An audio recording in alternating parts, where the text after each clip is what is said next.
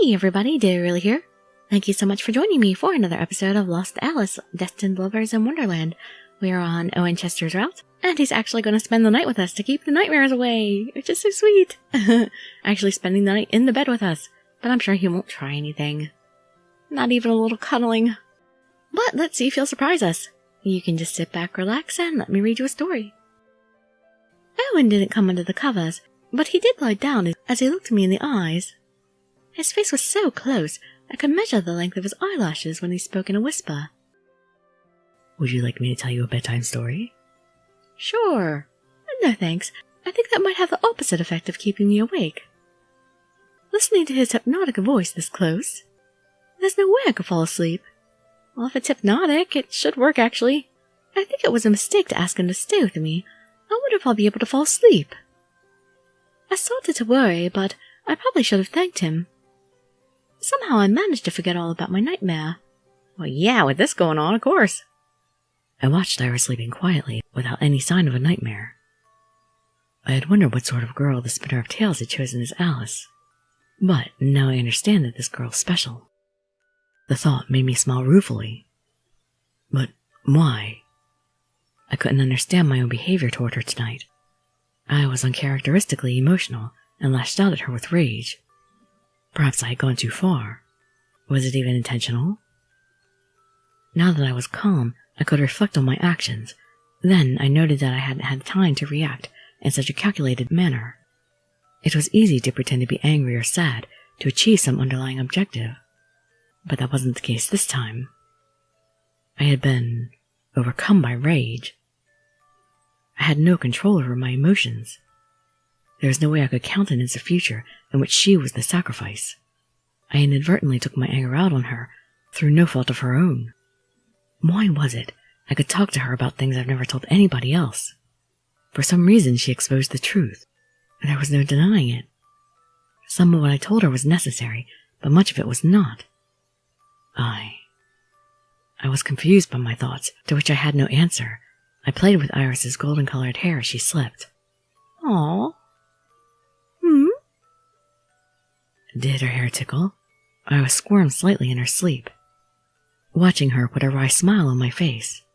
I countered her transparent lie by offering to sleep next to her. Is it backfiring now? I was relieved because she backed down in surprise, but I again behaved rashly. There was no way I could get any rest while sharing a bed with a woman to whom I was attracted. She seemed to have no idea of the restraint I was exercising. I can't believe I let her goad me into painting myself into a corner. I let out a resigned sigh. I should get going. What? No, you can't leave me in bed now. I mumbled to myself and tried to quietly sit up. Huh?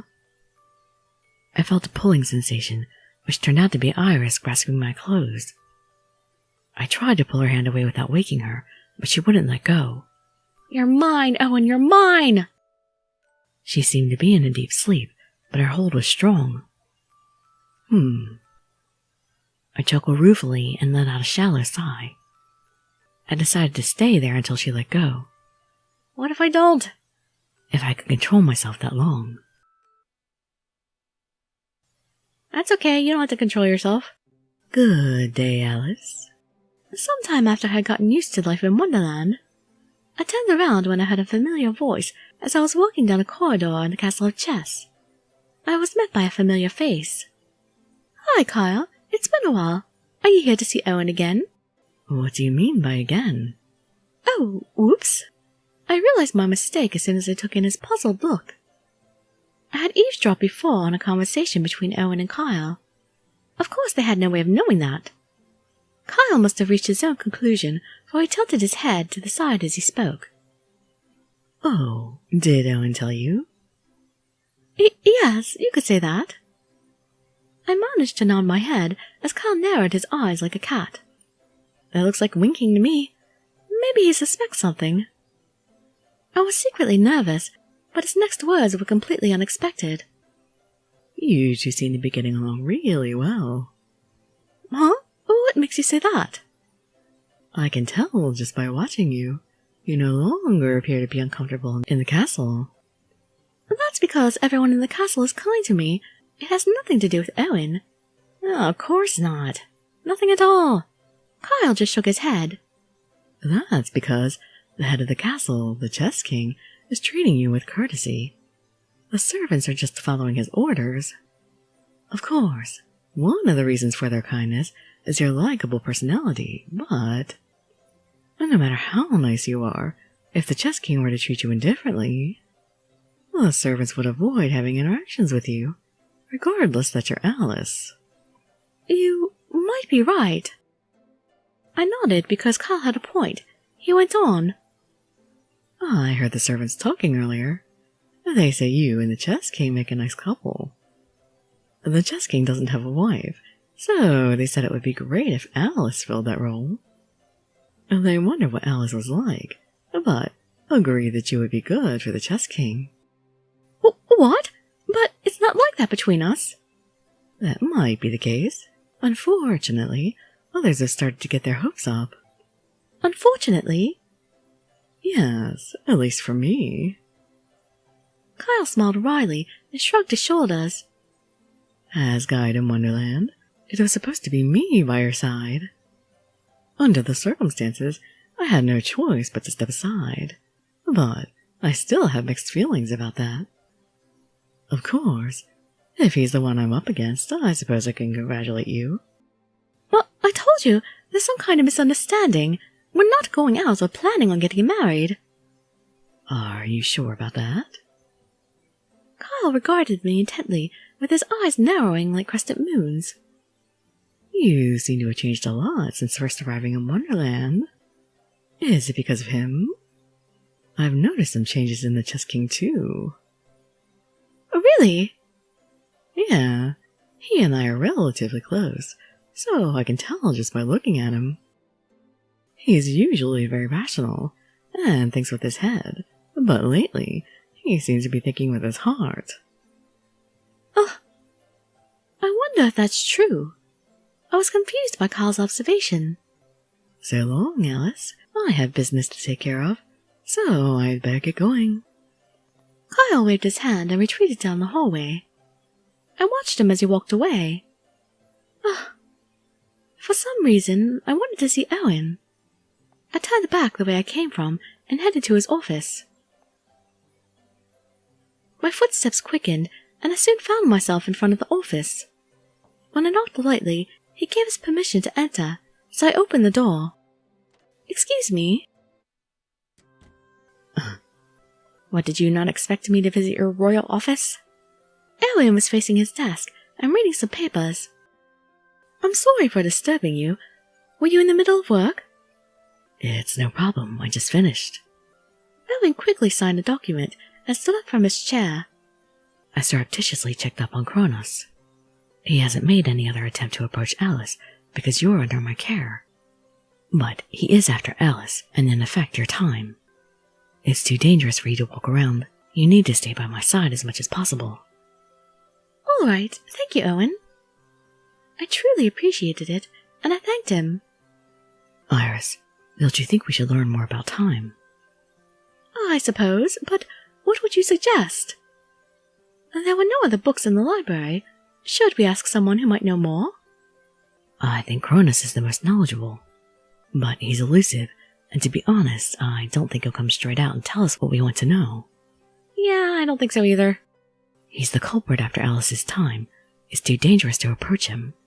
I don't know, if he knew some better option, I have the feeling he would have wanted to take it too, because he didn't seem very happy with stealing time himself either anyway.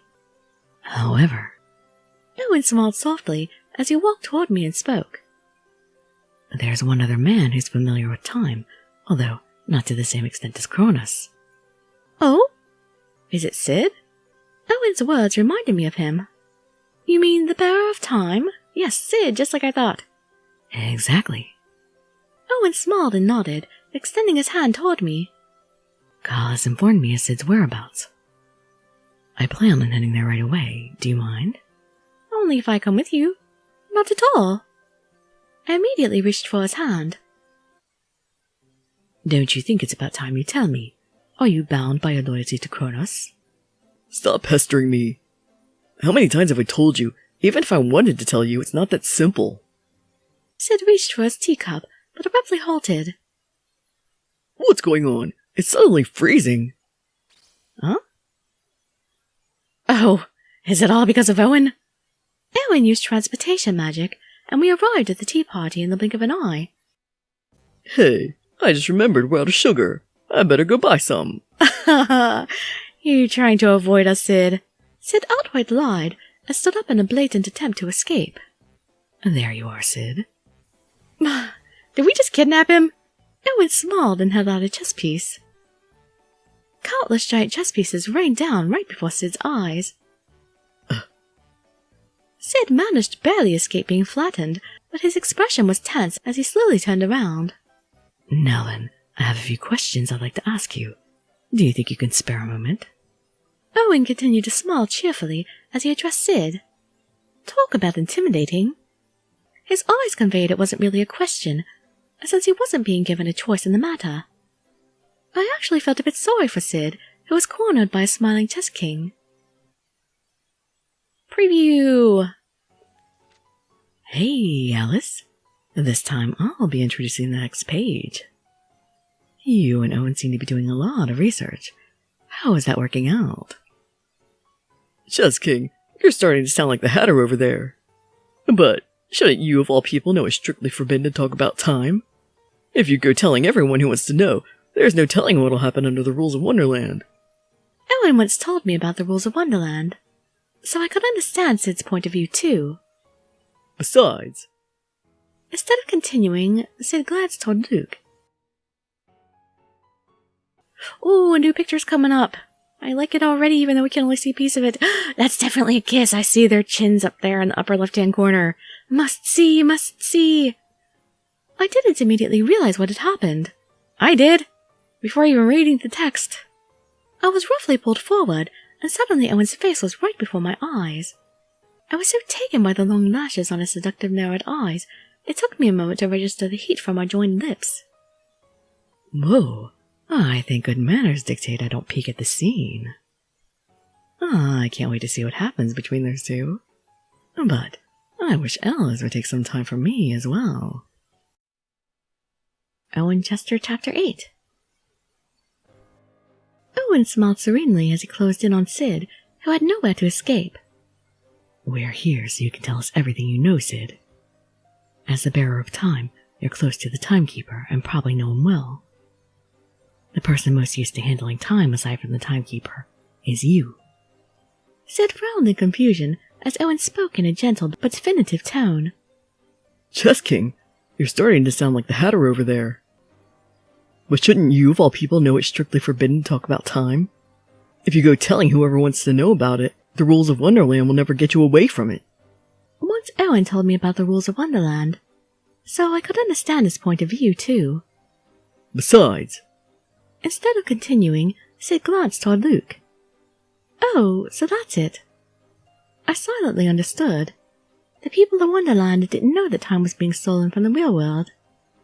And speaking about it also went against the rules of Wonderland. In other words, there was no way to talk to them about time. I understand your predicament, Sid, but we need as much information as possible. I regarded Sid and told the reason pleadingly.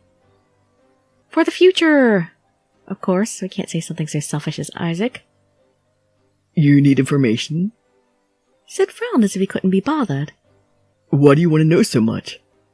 It doesn't bother you that it's stolen from someone else? Can you really say that you're happy with that?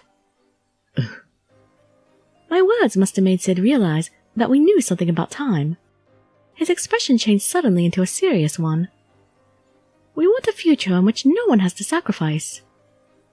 One in which the people of both Wonderland and the real world can smile. In order to achieve that future, we couldn't give up now. That's why it's imperative we learn more about time. Owen smiled softly as he listened to me speak. Me and my brave speech. More than any words, it was the wealth of information I saw in his eyes that drew my attention and nearly stole my heart. Nearly? Really? He hasn't stolen your heart yet? I could see that Owen was pleased. I had regained my inner strength.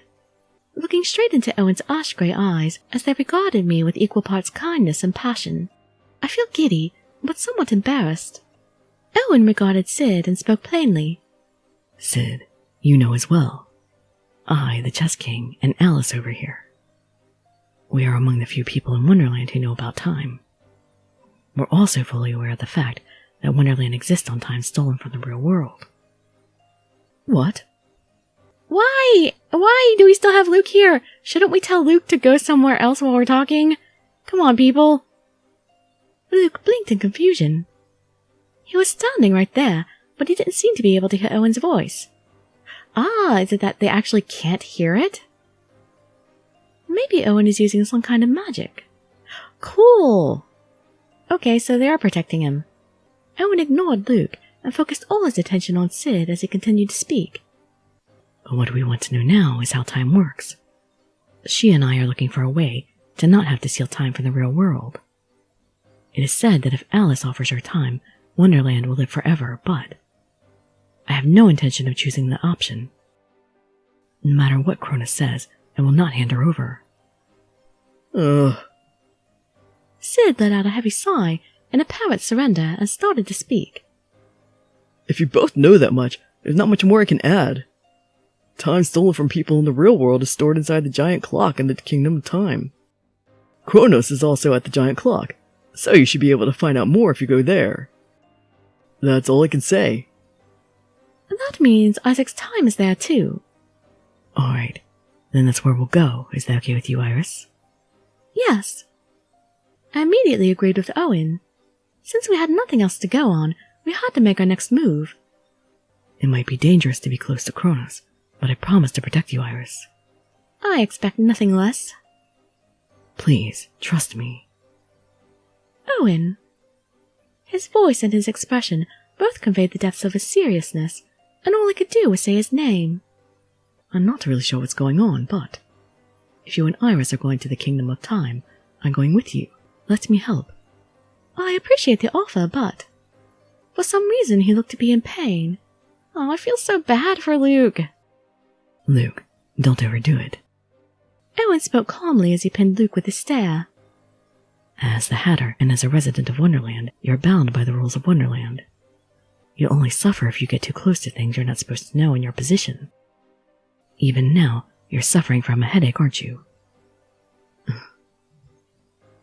Owen must have guessed it, for Luke fell silent as he tried to fight it.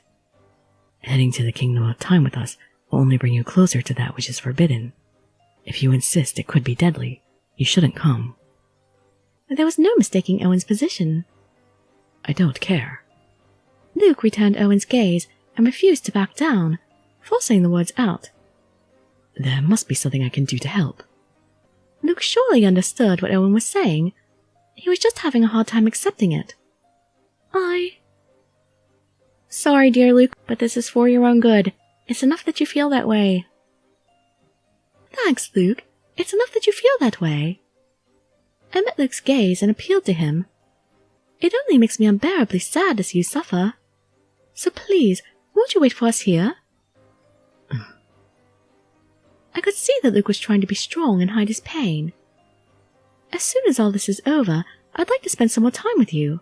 Well, that should make him happy. Somehow, I feel like I've known you for a long time. All right. Luke nodded and replied curtly.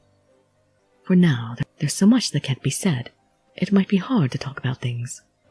But if Wonderland undergoes change, I'm sure we can talk more freely. Luke's expression was solemn as he gave me his word.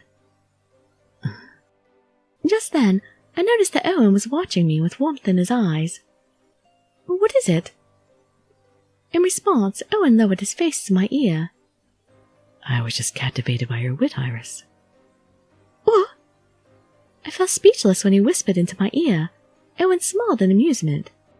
My words wouldn't have had the same effect of persuading Luke. I know it's useless to simply spout reason when trying to convince someone of something. But I don't have the ability to relate to him. Owen narrowed his pale grey eyes kindly and continued. You have something that I don't, which makes you a natural. Thanks. He just paid me a compliment. Owen smiled when I simply thanked him. And that's all the tickets that I have for now. But I had actually used a few tickets along the way, so it's hard to explain. I broke up the video. I recorded some earlier and then I recorded some later, so I did end up using a few free tickets for this video, that's why it's a little longer. So I guess it's off to see Kronos. That beautiful blonde man, who maybe hopefully we'll get a route with at some point. So hope to see you there or in some of my other videos, and I'd be so grateful for any likes, comments, subscriptions, or shares with your friends to show some support. Thank you so much for joining me, and I wish you all health, happiness, and safety. Dirili signing out. Bye bye everybody.